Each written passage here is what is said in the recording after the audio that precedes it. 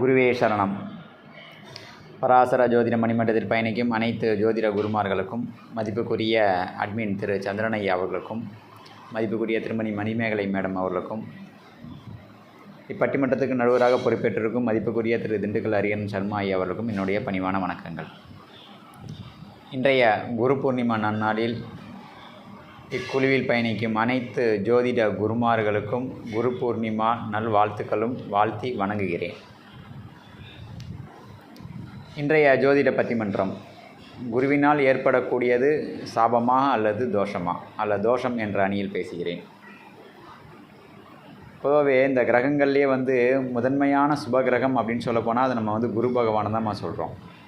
பிரகஸ்பதி குரு பார்க்க கோடி நன்மை.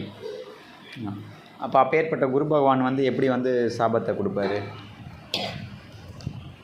பொதுவாகவே இப்போ நம்ம ஒருத்தருக்கு தீங்கு விளைவிக்கிறோம், ஒரு உயிருக்கோ ஒரு நபருக்கோ நம்ம தீங்கு விளைவிக்கிறோன்னா அதன் மூலியமாக நம்ம பெறப்படுவது சாபம் நேரடியாக, இல்லையா?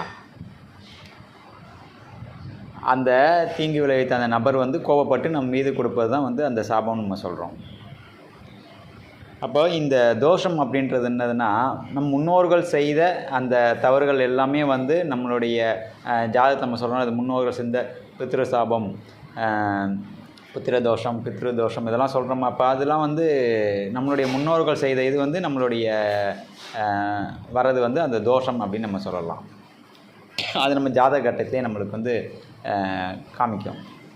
நம்ம ஜாதகத்தில் யோகங்களில் தான் அதிகமாக சொல்லிக்கிறத தவிர தோஷங்களை கூட நம்ம அதிகமாக சொல்ல, யோகங்களில் தான் அதிகமாக சொல்கிறோம். இப்போது குரு சேர்க்கையே நம்ம என்ன சொல்கிறோம்? குரு சண்டால யோகம், சகடை யோகம், கஜகேசரி யோகம், குருமங்கல யோகம் அப்படின்னு யோகம் தான் நம்ம எடுத்து பார்க்குறோம். அப்போ அப்பேற்பட்ட குரு பகவான் எப்படி சாபம் அப்படின்னு நம்ம சொல்ல முடியும்?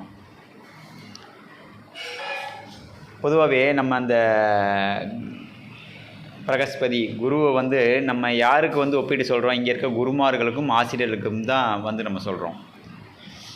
ஏன்னா இந்த உலகத்திலேயே மாதா பிதா அதுக்கப்புறம் குரு அப்படின்னு சொல்லும்போது அந்த குரு மட்டும்தான் ஒரு தூய்மையான எண்ணம், பிறரை வழிநடத்தி அவர்கள் வாழ்வில் உயரட செய்து அதை அழகு பார்ப்பது அந்த குருமார்கள் தான். ஒரு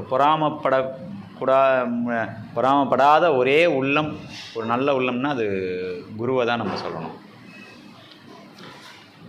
ஏன்னா இப்போ நம்ம கூட இருக்கிறவங்களே நம்மளுடைய உயிர் நண்பனாகட்டும், நம்ம உறவாக இருக்கட்டும், உற்றார் உறவினராக இருக்கட்டும், எல்லாருமே நம்ம ஒரு படி மேலே ஏறி ஒரு வீடோ வாகனமோ ஏதோ ஒன்று இல்லை ஒரு நல்ல சம்பாத்தியம் பண்ணுறான் அப்படின்னம்னா அவன் பண்ணுறான், நம்மளால் பண்ண முடியலையே அப்படின்னு ஒரு பொறாமை கூடக்கூடிய எண்ணங்கள் தான் இருக்குமே தவிர, ஆனால் குருக்கு அப்படி கிடையாது. ஆசிரியர்களுக்கெலாம் அவளை ஒரு மாணவனுக்கு எடுக்கிறாங்கன்னா அந்த மாணவன் ஒரு ஐஏஎஸோ கலெக்டரோ, அவன் ஐஏஎஸ்ஸு ஒரு இன்ஸ்பெக்டரோ பெரிய ஒரு பதவியிலையோ அவன் போயிருக்கான் அப்படின்னா இவங்க அதை வெளியில் ஒரு பெருமையாக பேசுவாங்க. நான் சொல்லிக் கொடுத்த மாணவன் எந்த அளவில் இருக்கான் பாரு அப்படின்னு சொல்லக்கூடியது அந்த குருமார்கள் தான், வேறு யாருமே கிடையாது. அந்த எண்ணங்கள் ஆசிரியருக்கு மட்டும்தான் இருக்கும். அப்போ அவங்க எப்படி சாபம் எப்படி விடுறது இருக்கும்? அப்போ கிரகத்துக்கு, அப்போது மனிதருக்கே தன்மைனா அப்போ அந்த கிரகத்துக்கு என்ன தன்மை இருக்கும், இல்லையா? அப்போது இந்த முன்னோர்கள் செய்த தவறுகளை சுட்டி காட்டி அதை நம்ம ஒழுங்கான முறையில் இருக்கணும் அப்படின்னு சொல்கிறது தான் அந்த குருவோட இது. ஏன்னா நல்வழிப்படுத்துவது தான் அந்த குருவோட கடமை, இல்லையா? இப்போது விஞ்ஞானம் மூலிமா நம்ம எடுக்கிறோம்னா இந்த பூமியை ஒரு நேர்வட்ட பாதையில் கரெக்டான ஒரு இதில் இருந்தது. அதோட துணைக்கோள் சந்திரன் இருக்கார், ரைட்? ஆனால் இந்த குருவுக்கும் பூமிக்கும் என்ன சொல்கிறாங்க அப்படின்னா, இந்த குருவோட ஈர்ப்பு விசை அந்த இது மட்டும்தான் அந்த விண் இதில் சுற்றிட்டு இருக்க கல்லெல்லாம் பூமியில் மோதாத அளவுக்கு ஈர்த்து நம்ம காத்து கொண்டு இருக்கிறது அந்த குரு கிரகம் தான் அப்படின்னு விஞ்ஞானம் சொல்லுது. ஸோ அப்போ அந்த குரு நன்மையைத்தானே செய்வார்.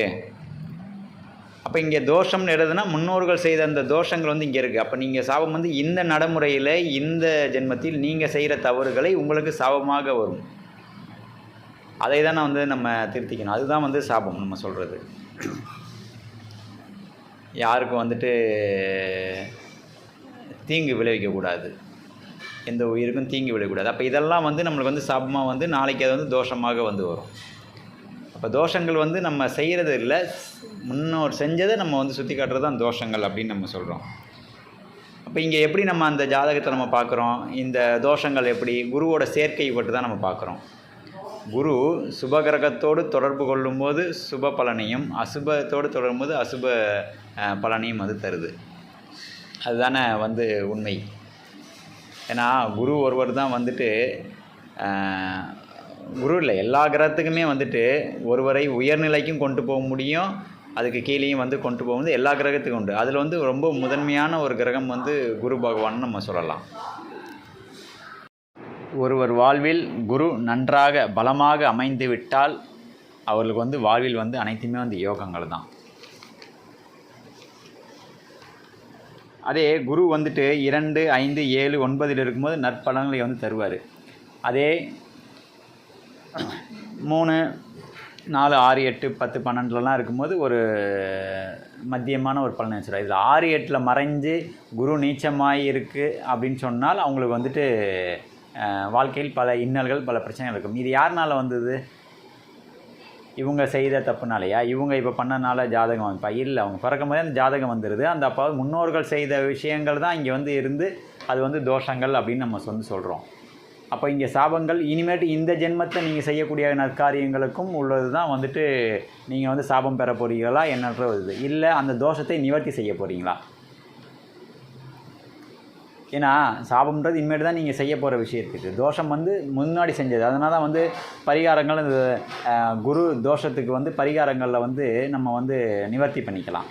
குரு ஸ்தலத்துக்கு போய் வழிபாடு செய்கிறது, வியாழக்கிழமையில் போய் வழிபாடு பண்ணுறது, மஞ்சள் நிற அடையில் அந்த குரு பகவானுக்கு ஏற்றது அந்த கொண்டக்கடலை மாலை, இதெல்லாம் வந்து நம்ம வந்து பரிகாரங்கள் மூலிமா நம்ம செஞ்சுக்கலாம். தோஷத்தை வந்து கொஞ்சம் கொஞ்சமாக குறைக்கலாம். எப்படி நம்ம வந்து ஒரு பித்ரு தோஷம் இருக்குது, தோஷங்கள்லாம் நம்ம என்ன சொல்கிறோம், பித்ரு தோஷம் இருக்குது, புத்திர தோஷம் இருக்குது, கலத்திர தோஷம் இருக்குது, அதே மாதிரி வந்துட்டு திருமண தோஷம், இது எல்லாமே வந்துட்டு தோஷங்களை தான் நம்ம வந்து சொல்கிறோம். அப்போ அதெல்லாம் வந்து நம்ம நிவர்த்தி பரிகாரம் மூலிமா நம்ம வந்து நிவர்த்தி செய்யலாம். ஆனால் அந்த தோஷங்களும் குரு வந்து ஒரு சுபமான ஒரு இடத்துல 2, 5, 7, 9 ஒரு இந்த மாதிரி இடத்துல இருந்து சுபகிரகத்தோடு சாரத்தில் அமர்ந்து அதை அவங்க அந்த பார்வைக்கு எந்த ஒரு தோஷமாக இருந்தாலும் அதை நிவர்த்தி ஆகிடும். அது குருவுக்கு மட்டும்தான் அந்த தன்மை உண்டு. இப்போது நம்ம வந்து குரு சனி சேர்க்கையே நம்ம சொல்லுவோமே, இப்போ குரு சனி சேர்க்கை இருக்குது அப்படின்னா அந்த ஜாதகத்தில் அவங்க எந்த மாதிரி நிலமையில் இருப்பாங்க, மற்றவர்களை அவங்க உயர முடியாது, ஆனால் மற்றவர்களை உயர்த்தி அழகு பார்க்க முடியும் அந்த அமைப்பு உள்ளவங்க. ஸோ அது வந்து அந்த சேர்க்கை அவங்க பெற்ற கர்ம வினைக்கு ஏற்ற மாதிரி தான் அந்த குரு பகவான் வந்து செயல்படுறாரு. அப்போ இங்கே வந்து குரு வந்து சாபம் இல்லை, அவருக்கு வந்துட்டு இங்கே வந்து தோஷங்களை தான் சொல்கிறது. அந்த தோஷங்களும் நிவர்த்தி பண்ணக்கூடியது தான். வழிபாடு பரிகாரங்கள் மூலியமாக அதை வந்து நிவர்த்தி செய்யலாம். இதே மாதிரி நம்மளுக்கு வந்து ஜாதகத்தை வந்து குரு பலம் வேணும். குரு பலம் இல்லை அப்படின்னா தான் அதை வந்து நம்ம தோஷம்னு எடுத்துக்கிறோம். ஒரு திருமணம் நம்ம செய்கிறோம் அப்படின்னா அந்த திருமணம் வந்துட்டு குரு பலம் வேணும் அப்படின்னு சொல்கிறோம். ஒரு புத்திரம் வேணும் அப்படின்னா அந்த இதுக்கு குரு பலம் வேணும். எல்லாத்துக்குமே அந்த குரு தான் மெயினாக நம்ம சொல்கிறோம். இப்போ வந்துட்டு 5, 7, 9, 11 வந்து கோச்சார இடத்துல வந்து குரு வந்தாலும் நம்ம வந்து குரு பலம் சொல்லி அவங்களுக்கு திருமணம் செய்யலாம் அப்படின்னு சொல்கிறோம். இது இல்லாத போது அது வந்து தோஷமாக மாறிடுது. அந்த யோகம் இல்லாத போது அது தோஷம் சொல்கிறோம். ஆக மொத்தம் குருக்கு வந்து நம்ம அது தோஷம் தான் சொல்லணுமே தவிர எந்த இடத்தையும் வந்து சாபம் கிடையாது. அதே மாதிரி குரு பகவான் வந்து லக்னத்திலே இருக்கார் அப்படின்னா அவர் வந்து கொஞ்சம் அறிவாற்றல் மிக்கவராக இருப்பார். இப்படி 1ஆம் இடம்னு சொல்லிகிட்டே போகலாம். இதில் 5ஆம் இடம் அப்படின்னு சொல்லும் போது புத்திர பாக்கியத்தை வந்து தாமதமாக கொடுக்கும். அதே 10ல் குரு இருந்தால் தொழில் வந்து விரத்தியாகுது. ஏன்னா கருணை காமிச்சே வந்துட்டு அந்த தொழில் வந்து அவர் வந்து முன்னேற்ற முடியாது அப்படின்னு சொல்லலாம். இதை தான் வந்து நம்ம தோஷங்கள் சொல்லலாம். சாபத்தில் வந்து நம்ம வந்து பரிகாரங்கள் மூலமாக எல்லாமே பரிகாரம் மூலமாக பண்ணிடலாம். சாபங்கள் வந்து பெரிய ஒரு பாதிப்பு தரனாலும் இந்த தோஷங்கள் தான் நம்ம வந்து பாதிப்பை கொடுக்கும், அந்த குரு தோஷம் அப்படின்னு சொல்கிறது. அப்போ நம்ம இதை பரிகாரத்தின் மூலியமாக வந்து அது பல்வேறு கோயில்கள் குருஸ்தலங்கள் சென்று இந்த குரு பூர்ணிமா நன்னாளில் கூட அனைத்து குருமார்களையும் வந்து வழிபடுறது. ஸோ இதெல்லாம் வந்து இந்த குரு தோஷம் வந்து நீங்கிடும். அதனால் வந்து குரு வந்து அதாவது என்ன சொல்லுவாங்க, கோழி மிதித்து குஞ்சு சாகுமா அப்படின்னு சொல்கிற மாதிரி குருமார்கள் சாபம் வந்து நம்மளை எப்படி வாழ்வை வந்து பின்னடைவு அப்படி செய்கிறதெல்லாம் வந்து இருக்காது.